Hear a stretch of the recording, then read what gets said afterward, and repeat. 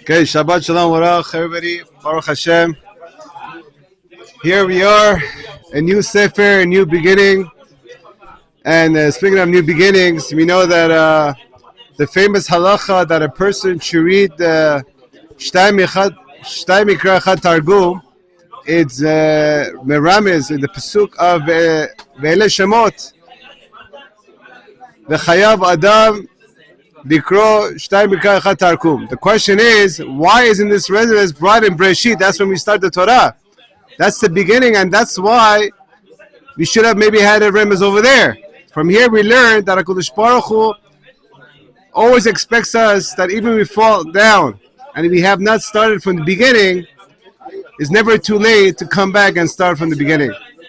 For a Jew, it's never late to come back. And with that, B'ezrat Hashem, we're going to start this new Sefer and the new beginning.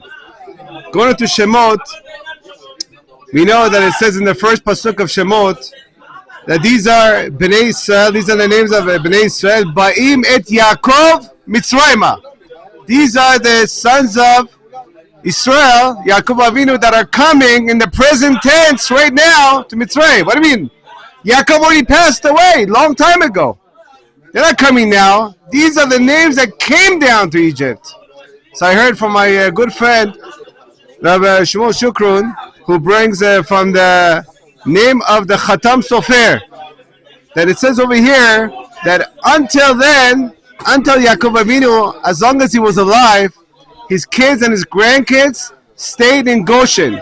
Goshen was you want to call it the ghetto, the place where Yaakov Avinu and his family stayed way, way far away from the whole urban lifestyle of Egypt. Meaning they did not get involved and they didn't integrate themselves into the lifestyle of the Egyptians, which at that time was the San Francisco of today.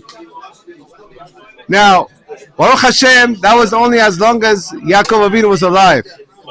And they were sitting in the Beit Midrash and the Beit Knesset and learning Torah. But once Yaakov Avinu passed away, and once the Shiftei Kad, the 12 sons of Yaakov passed away, little by little, the grandkids started coming out of Goshen. They're starting to go out to Egypt. They wanted to see what's going on in Egypt. They want to check out what is the song called Dance Like an Egyptian.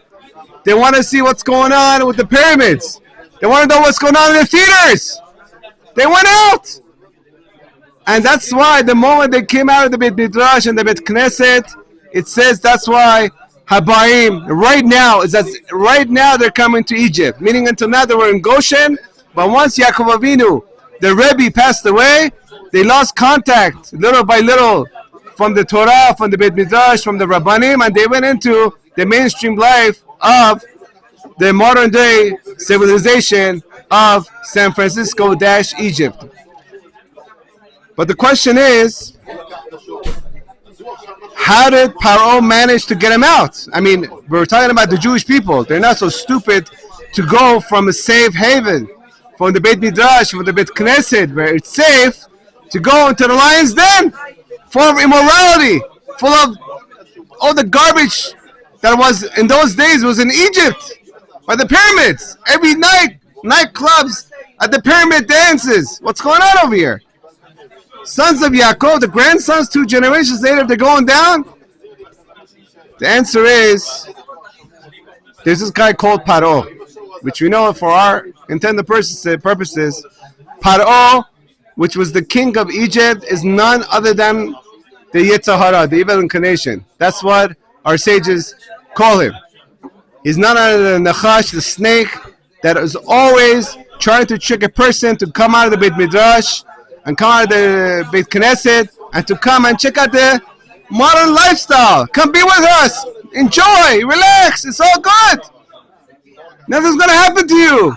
We're all human beings. Let's love each other. Let's be with each other. So what happened over here? How did he get him out? So obviously Paro, we know that he was very smart. He had an idea. He had a great idea. He said, you know what? Work makes a person come free. It reminds you of something? That's what it says in the doors of Auschwitz. Work makes you become free. from the ghetto life and to become a slave to Yetzer Hara, to your evil inclination. So how did he do that? He was smart. He came, he says, let's build up Egypt, the cities, let's build the pyramids. Here I am. He came the first day and he put a golden string around him with a golden stone, as if he's, working the kibbutz. Let's work the land. Let's make it flourish. Let's go with the work of our hands. Because it's the koach, it's the power. Whatever we do, that's what's going to be. It's like Hashem is not giving us the power. It's the work of our hands, the koach, the power of our hands, which is obviously kefirah, going against Hashem. But he made it look like he's also into it. So the Jews came out. They're like, look, the king is doing it. Let's come on. Let's be patriots. First, I'm American, and then I'm Jewish. First, I'm not Jewish and not American. I'm an American Jew. I'm not a Jewish American. That's what Parashah says. First be an Egyptian, and then be a Jew. Okay, the king is doing it. What could be so bad? We're going, working, coming back. But then little by little, they became workaholics. Work, work, work. Work to live, live to work. Work to live to work. Same thing. Go to work in the morning, come back, drink some beer, watch some TV, go to sleep, and the next day, every day, in and out, in and out. They lost contact with what they were meant to be doing. They had to be the light unto the world. But little by little, because of the work, they stopped thinking. And that's exactly what Parashah wanted. When someone's working and is always busy, he has no time to think. He has no time to think about what is he doing in this world. What's his purpose in the world? To work to eat, eat to work? Or maybe there's a bigger purpose in this world. And that's what's the difference between the Jews that were in Egypt and Shevet Levi. There was one tribe, that Levi, who was the last brother that passed away at the age of 137. And he warned his tribe not to fall into the trap of Paro. He knew that the Paro was trying to lure them to come out of Egypt and to go into the modern lifestyle. So he kept telling him that no matter what Paro does, you're not coming out of the Beit Midrash. You're not coming out of the Beit Knesset, because this is your Noach's Ark. Out there, it's going to be a disaster. Out there, it's going to be, forget it. So he convinced the tribe of Levi, and the tribe of Levi are the only ones who did not leave the Beit Midrash and the Beit Knesset, and for that reason, they did not become slaves to Paro. They stayed with the yoke of Torah, and they did not talk upon themselves the yoke of avodah, hard labor. That's why the person who came out of this tribe was Yochai, had the merit to become the leader of the Jewish people. And that's none other than Moshe Rabbeinu. Let's see why. Moshe Rabbeinu. We know the whole story, how he ran away from Egypt. I'm not going to go into the beginning, but we know that he was away in Midian for a long time. And that famous or infamous day came that one of the sheep ran away. He ran after the sheep. He got all the way to Har Sinai, and he saw the famous scene of the burning bush. The burning bush! It's burning, but it's not being consumed. Now the Midrash says that there were other ro'eh sons, there were other shepherds over there, but nobody cared to look. It says in the Torah, Asurana. Moshe Rabbeinu says, wait a minute, something's fishy over here. Something's out of the ordinary. Let me turn my face and look at this scene. Why is this bush burning and not being consumed? In the Gemara it says, because he turned his face, God gave him the merit to be the leader of the Jewish people. Why? Because he turned his face? What's the connection over here? He gets to be the merit of being the leader, the ultimate leader of the Jewish people, the number one person that ever lived, according to the Rambam, in the whole entire universe, because he turned his face to look at the burning bush? And the answer is a resounding yes. Because when a person goes and there are things that Hashem throws at him, which seems unnatural, or even natural things, and he stops to contemplate, what is this? Why did Hashem create this? And even more, if it's a miraculous thing, wow, what's this thing happening? He thinks about it, like Avraham Avinu, his forefather, did. Why is the sun setting? Why is the moon coming afterwards? Who created all this? He goes and investigates until he gets to the point that there's a creator and I have a purpose in this world. Not just to go and work and to eat and eat to work. I'm from the tribe of Levi. My father told me that there's a purpose in the world. And that's what Moshe did. He turned his face. And the rest was history.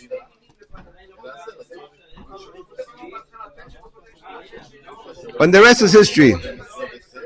But how many times did it happen that Hashem is showing us things, burning bushes, and we do not turn our faces to contemplate? Because we're so busy with work. Because Paro doesn't want us to think. The evil inclination says, if you think it's the end of me, if you start thinking about the purpose of life, then it's all over. I lost the war. That's what a Paro wants. That's when Moshe comes and says that God told me to tell you to let the Jewish people go. He's like, no! He tells his supervisors, you know what's going on? They're starting to think. They don't have enough work to do. You have to give them more work. You have to let them go to more discotheques and have more music and more noise. If there's less noise, they're going to sit down and think. What God is all about, what this whole world is all about, and how the next world is the real thing. If they start thinking, then they're going to overpower Egypt and they're going to run away. They're going to run away from the evil inclination and attach themselves to God. And we can't let that happen. And that's the secret of this week's Parashah. Moshe Rabbeinu turned and looked and says, if Hashem is showing me this, October 7th, if Hashem is showing me the Holocaust, if Hashem is showing me all the bad things and the good things that are happening, He's teaching me that here in this world, my job is not to just work, and become a slave to my evil inclinations until I'm 80 and I look back and say, what happened to my life? Where are my kids? Where are my grandkids? They came out of the ghetto and now they're in San Francisco? Now they're dancing in clubs by the pyramids in Egypt? Because I didn't turn my face like Moshe? That's what happened. That's the Shita, and that's what we have to ask ourselves today. What happened over here? We know that at the end of the day, only 20% of the Jews came out. 80% became Egyptians. They don't want to leave. And we're talking about after the 10 plagues, after they saw all the miracles that Hashem is banging over the head of these Rashaim. Why don't you want to go? Because I'm attached to my Mercedes, Rabbi. Moshe, I can't come. I have a mansion. I came out of Goshen. I bought real estate property in Egypt. But come on. We're coming out of slavery. Let's go. Hashem is going to Torah. The Moshiach is coming. I'll send you a check. You take Yosef's bones out. We'll send you a check from Egypt. Let us be here, bechinam. We're eating, drinking. Yeah, we're slaves to our evil inclination. You're right, we're slaves. But let us be. Because we didn't turn our face like you to look at the burning bush to see what the purpose of life is. B'ezrat Hashem, you have to learn from this not to let history repeat itself. Because it says in the Gemara, if you're not careful, what happened in Egypt is meant to be repeated unless we do teshuvah and we learn from history. Like we said, 4/5 of the Jewish people did not come out because they were attached to their property and they died in the Makad of Choshech, in darkness. They stayed in darkness of Greek theaters and all the hard work and work. The body is beautiful. They stayed in the darkness. They didn't want to come attach themselves to the awe of the Torah. That was Egypt. And they were much more smart than us today. But Baruch Hashem, since we already know the history, we know what happened in Egypt, and 4/5 didn't come out, we have to understand that when October 7 happened, when Simchat Torah and all these things are happening, the earthquakes and Iran and all these things around and anti-Semitism, Hashem is saying, hello, Don't repeat the same mistake in Egypt. Don't become attached to your mansions. I'm about to send the Moshiach, and I want 100% of you to survive. I don't want 80% to be left behind. Be like Moshe. Turn your face and look at the burning bush and attach yourself to the light of Hashem. And with this, B'ezrat Hashem, we should be zocheh to all come out 100%, to do teshuvah from love, and yirah b'toch ahava, and to be zocheh to Moshiach Tzidkenu b'chesed Avim, amen. Shabbat, shalom u'varach.